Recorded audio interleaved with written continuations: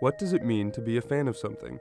Well, literally, a fan is a person who has a strong interest in or admiration for a particular person or thing. Now, the word fan was originally an abbreviation of the word fanatic, someone who is devoted to something to the point of seeming crazy. And that derivation has definitely influenced what fan means today, but I think it's much more than that original definition now. Being a fan today means having a passion for something, loving something so much that you have to share that love with other people. A lot of times, we discover that thing when we're kids. For me, that was Harry Potter, Pokemon, and Star Wars. These franchises constantly occupied my thoughts and my conversations with the kids around me. I even met my best friend, who's now helping me produce these videos, at an elementary school swim meet trading Pokemon cards. This was what kids' lives revolved around in grade school. But that started to change as we all grew older. As we went through intermediate school and got ready for junior high, some kids started to care a lot more about fitting in and being popular and not so much about cartoons and video games. And I found myself kind of left behind in that respect. I didn't want to let go of the stuff that I'd loved as a kid, but I didn't know how that was supposed to fit into my life as I grew up. One thing that I refused to let go of was Blockbuster. I loved Blockbuster. One day during the summer before my 7th grade year, I was walking through Blockbuster and happened upon a movie called Fanboys.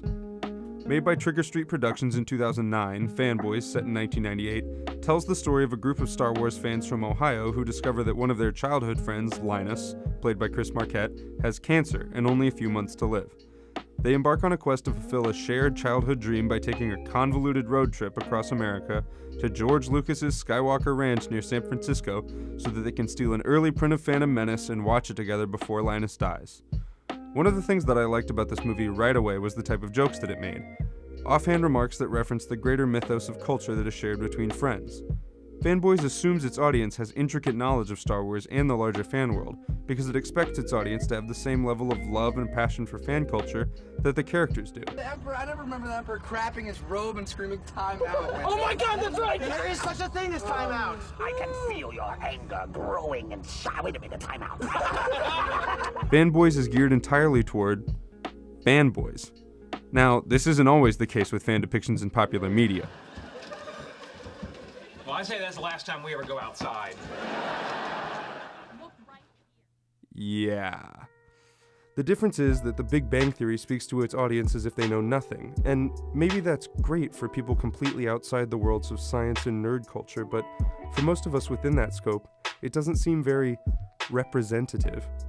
The comedy in Fanboys comes from the characters' constant and subtle references to their own shared subculture, and it feels so natural because that's how people actually talk. We talk about what we know and love, and it becomes a part of us.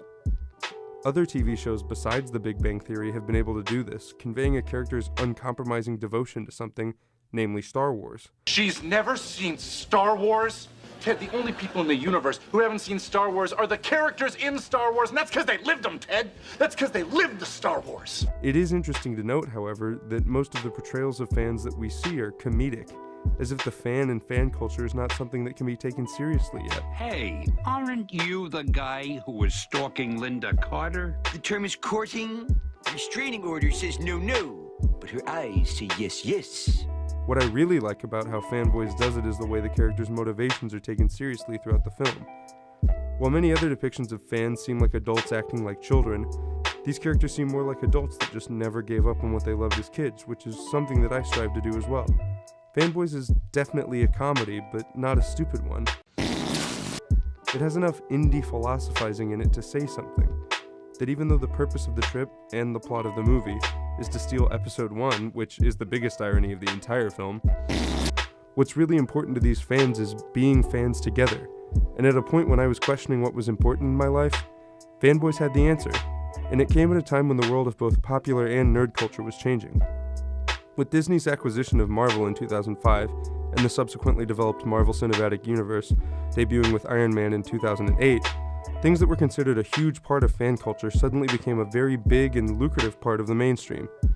In the years since, we've seen a proliferation of and acceptance and kind of glorified romanticized view of nerd culture and the style of geek chic. While it's nice to see previous ostracization balanced with mainstream acceptance, I think it's important that we remember why we're labeled, or consider ourselves geeks and nerds in the first place. Because we love stuff. We have a passion for it, and it's hard for us to hide that passion because, really, we shouldn't have to. I created this channel to share my views and ideas with all of you, but this isn't a one-way street. This is meant to be a dialogue among fans where we share our interests and passions with one another. I hope you learn from the things that I say here, but I also hope to learn from all of you.